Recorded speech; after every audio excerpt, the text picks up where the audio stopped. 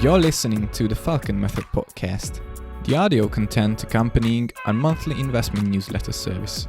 If you're new to the channel, our Falcon team is made up of die-hard value investors who are dedicated to helping you navigate the chaotic stock investment landscape.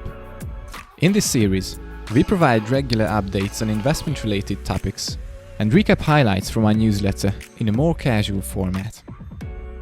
Without further ado, let's jump into today's program.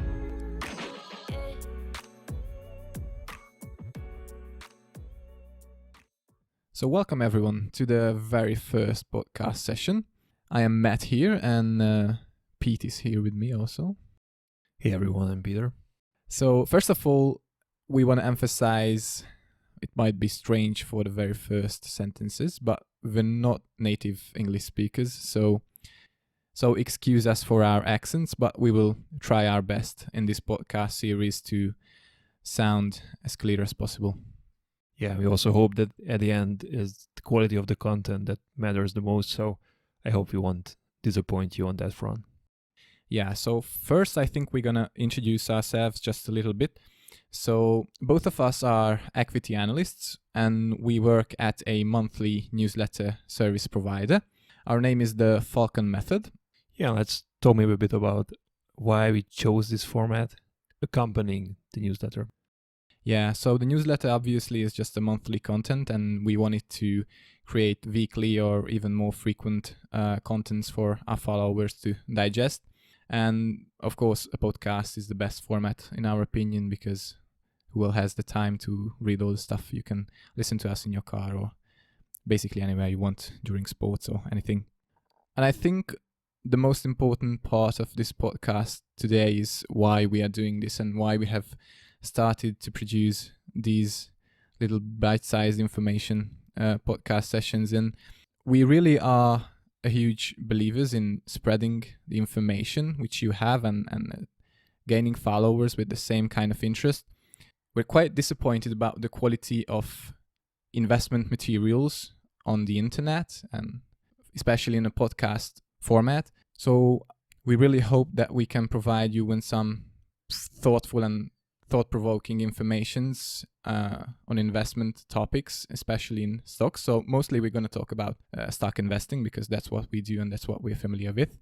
Yeah, and also we think that it really adds value if we not only provide some written analysis once per month, basically, as part of our newsletter, but also have the chance to just share our thought process behind each analysis that we publish. Also click through some models in Excel, which we think could benefit everyone.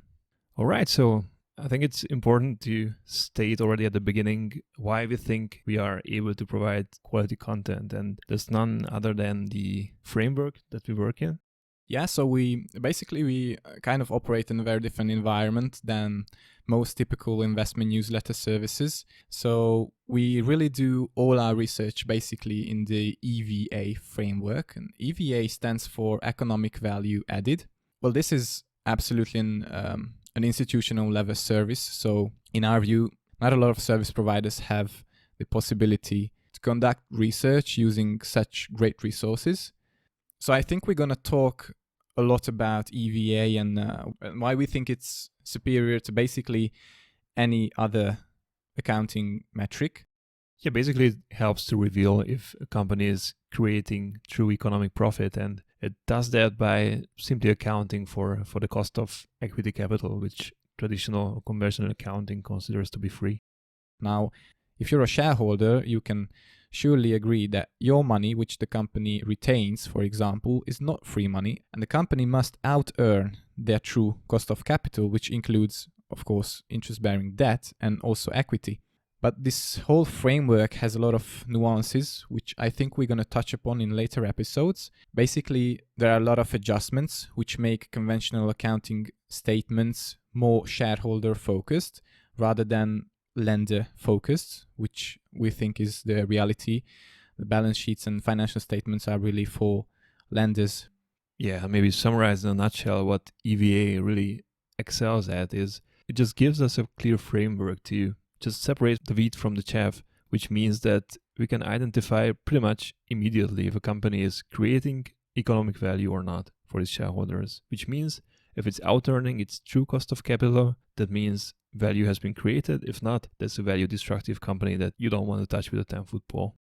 Yeah, sure. And we have to note here that EVA and, for example, net profits or earnings per share can take widely different routes. So it might seem from traditional standpoints that a company is becoming even more profitable and is increasing revenues, increasing profits. But in reality, they might be pouring money into investments which earn an inadequate return on the capital that's invested, and EVA will tell this truth. But again, I think we're gonna elaborate on this topic in much more detail because it's quite complicated, so we're gonna have to devote more time to it. Good. Now, the first topic that we want to discuss today is our investable universe, and maybe let's start really at the first step, why it's important to have a limited number of companies that we follow. Well, we truly believe that having an investment universe is simply the byproduct of having a thorough and stable investment process that simply qualifies a given amount of companies and disqualifies the rest of the investable universe. Yeah, so the main problem that everybody's faced with is that you have how many thousand stocks just in the United States? Yeah, at least 3,000. Yeah, 3,500 listed companies, I think, in the US. So you have got to somehow reduce the number of the available companies. Now, obviously, you want to choose some logically structured process which will eliminate those stocks which you're not interested in. And yeah, as Peter mentioned, if you don't have an investable universe, so if you're investing right now and you have basically no idea what's the subgroup of companies that you're interested in, we really think you kind of have no investment process in place. And that's going to be a huge problem going forward because you're just kind of shooting blindly, and sometimes you're going to find great companies, but if you don't have a proper background, a proper research and a proper analytical background for deciding whether a stock is even worthy of analysis or not, then it's going to be problematic. All right, so of course we have a multi-step filtering process, but let's just start at the basics. Let's just start with our first screening criteria, which is an immaculate dividend history. And specifically, we're looking for companies with at least 15 years of continuous dividend payments with no cut or suspension during this time frame.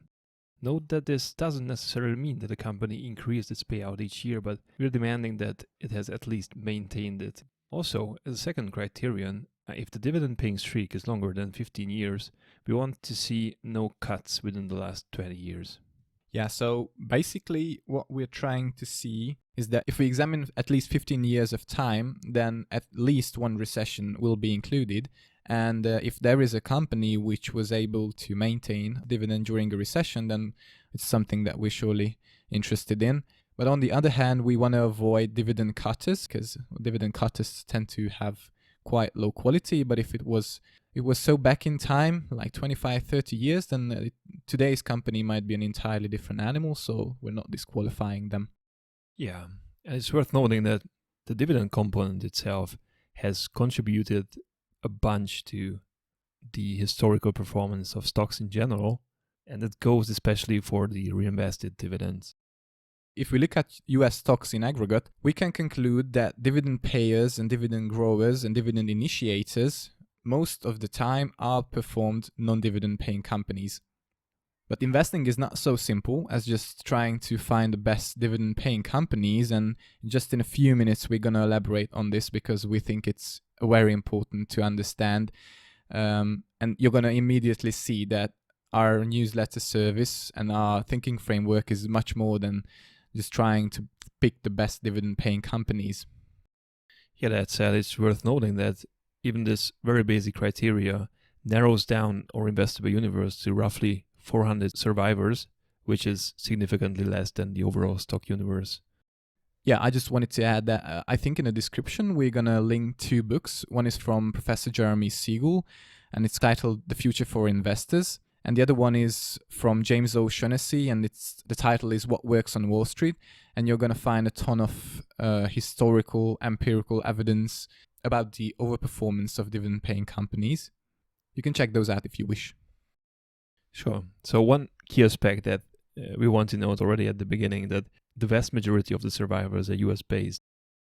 Yeah, so basically in the US, there is a different approach to dividends than in Europe. So in the United States, if you have initiated the dividend and you have grown the dividend for decades, then maintaining or preferably increasing the dividend is absolutely crucial if you're the management, because a dividend cut sends a clear signal to the market that you have serious trouble in your company. And we have to know that sometimes a dividend cut might be a very prudent thing to do, and in the long run, it may increase shareholder value. So there are situations where cutting the dividend is the prudent decision to do.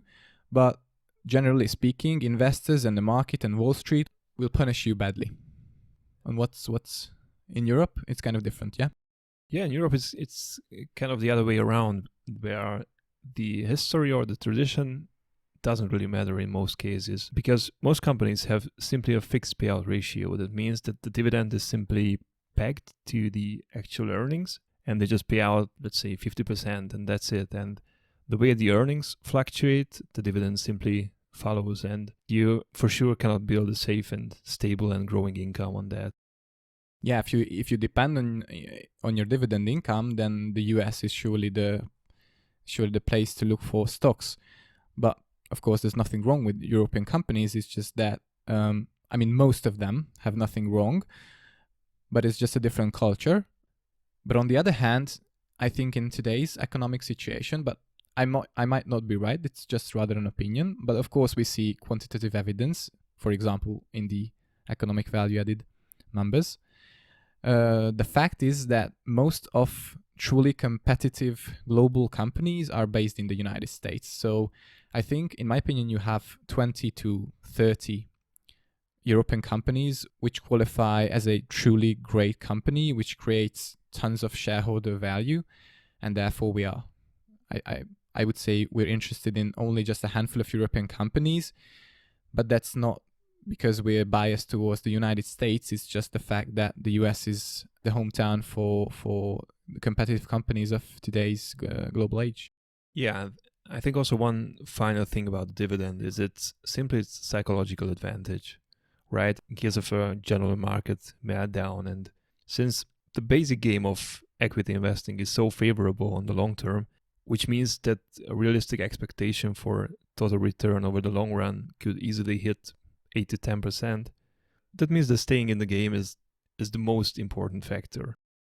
Yeah, of course, you can have any great strategy, but if you're unable to stick to it through thick and thin, you're going to miss out the true upside potential of the equity markets. So there is no one best strategy for all. I think it's good to mention that we might be in favor of one strategy. You might find another strategy that works just as well. And if you find that you can stick to one strategy better than to another, then surely go with that. There's nothing wrong. There is lots of ways to make money in the stock market and in the equity market. So there's no wrong place to go. It's just that you have to psychologically be able to stick to the plan, fasten the seatbelt and just enjoy the ride. All right, now in the final section, let's talk a bit of the dark side. Yeah, the dark side of dividend investing. Yeah, of course, the first topic to mention is yield chasing. That is simply the term that summarizes as basically a blind strategy to buy just the top X% of the highest yields on the market. Yeah, well, the first thing that comes to mind before I would say yield chasing is that we can conclude it in one sentence, is that we're not making investment decisions, or we are not making, and you shouldn't also make investment decisions solely based on the dividend profile of a company, because there's much more that goes into that.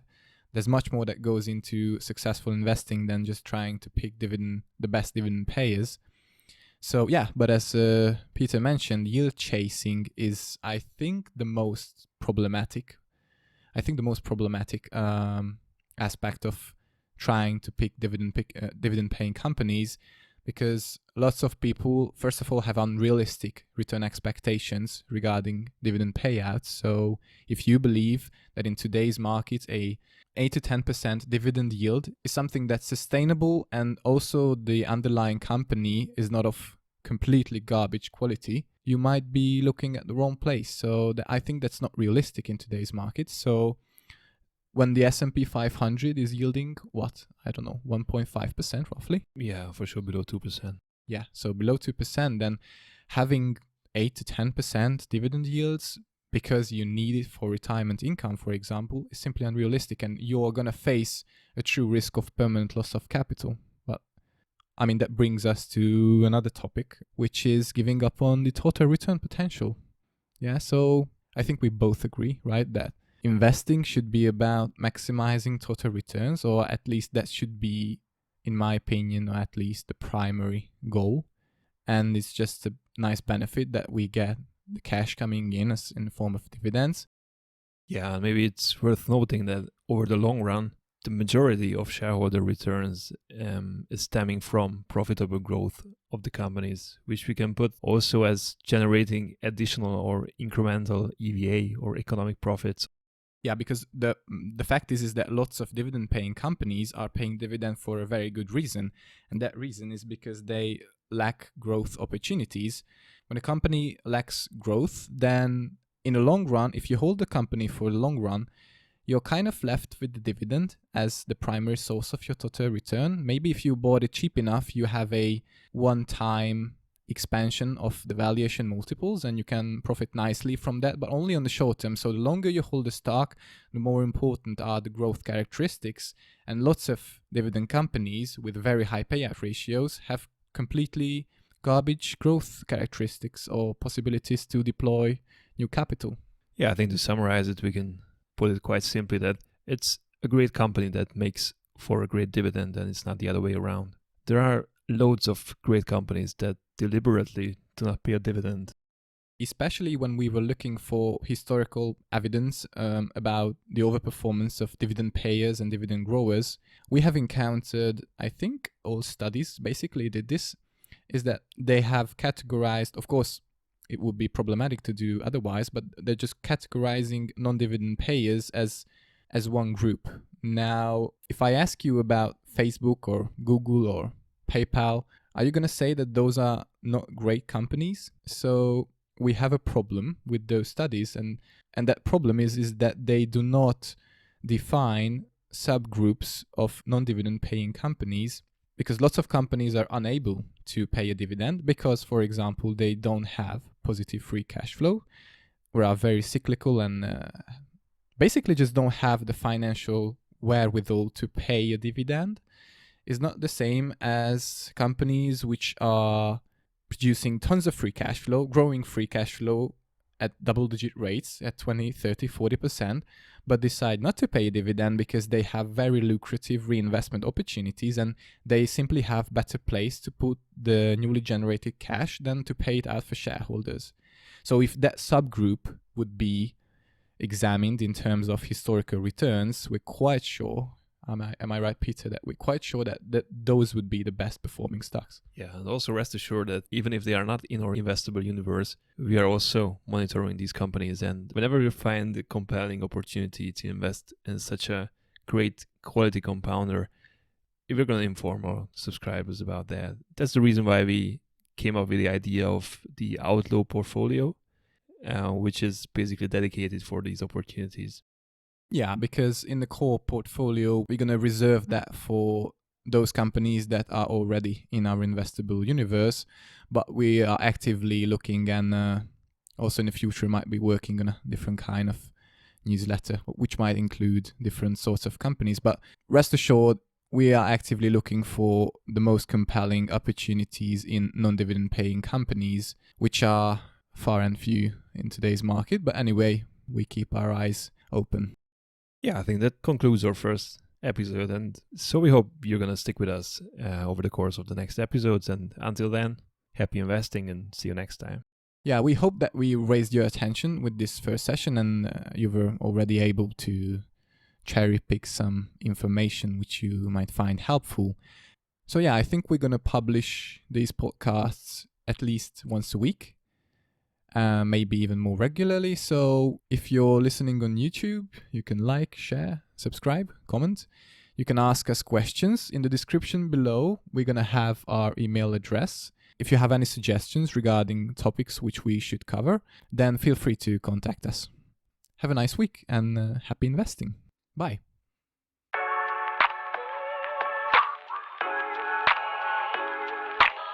Thanks a lot for listening. That concludes the most recent edition of the Falcon Method podcast. If you like this episode, please don't forget to hit the like button and subscribe to our channel to be notified of new releases. For a detailed analysis of our monthly top 10 most attractive stocks, you can start a free trial for our newsletter under the link in the description below and get a $40 discount off the standard annual subscription fee using the code TFMPodcast40. That is TFMPodcast40 at checkout. In the description below, you can find the link to our newsletter as well as our Seeking Alpha author profile. Make sure to check them both. If you have any questions, feel free to contact us via the email address in the description. Thanks again, and see you next time. Please note that this material is intended for educational and entertainment purposes only, and it is not a personal recommendation to buy or sell any stock or to adopt any investment strategy.